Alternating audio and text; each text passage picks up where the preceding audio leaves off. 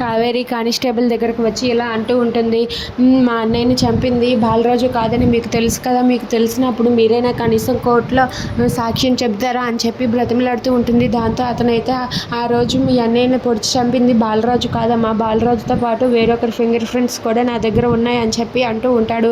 అది వినగానే కావేరి అయితే చాలా సంతోషిస్తుంది. వెంటనే మీరు నాతో పాటు కోర్టుకు వచ్చి సాక్ష్యం చెప్పండి అని చెప్పి అంటూ ఉంటుంది. ఇక అలా వెళ్తూ ఉండగా ఇంతలో నాగవల్లి ఎదురవుతుంది. నాగవల్లి ఎదురయ్యగానే బండి ఆపుతుంది. బండి ఆపి ఇలా మాట్లాడుతూ ఉంటుంది, ఏంటి నీ భర్తని విడిపించుకోవాలని నువ్వు ప్రయత్నిస్తున్నట్టున్నావు, నీ భర్తను నువ్వు ఎప్పటికీ కూడా విడిపించుకోలేవు, నీ భర్త ఎప్పటికీ బయటకు రాలేడు అని చెప్పి నాగవల్లి కావేరితో అంటుంది. దాంతో కావేరి అయితే చాలా సీరియస్గా నాగవల్లి మాటలు పట్టించుకోకుండా అక్కడి నుండి కోర్టుకు వెళ్ళిపోతుంది.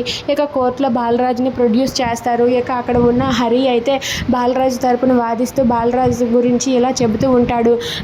ఆయన ఎలాంటి తప్పు చేయలేదు, బాలరాజు సత్యంని అసలు చంపడానికి ప్రయత్నమే చేయలేదు అని చెప్పి అంటూ ఉంటాడు. దానికి మా దగ్గర బలమైన సాక్ష్యాలు ఉన్నాయి యువర్ ఆనర్ అని చెప్పి అంటాడు. దాంతో అక్కడ ఉన్న జడ్జి గారు అయితే ఆ సాక్ష్యాలు ఏంటో వెంటనే బయట పెట్టండి అని చెప్పి అంటాడు. వెంటనే కానిస్టేబుల్ అయితే బోన్లోనికి పిలుస్తారు.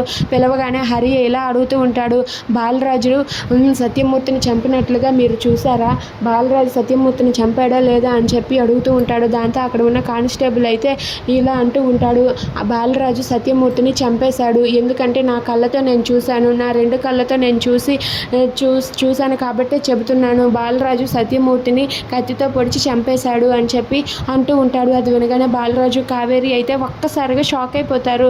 ఇక ఆ మాటతో బాలరాజుకి అయితే శిక్ష పడుతుంది. If you like this video please like, share and subscribe friends. Thanks for watching.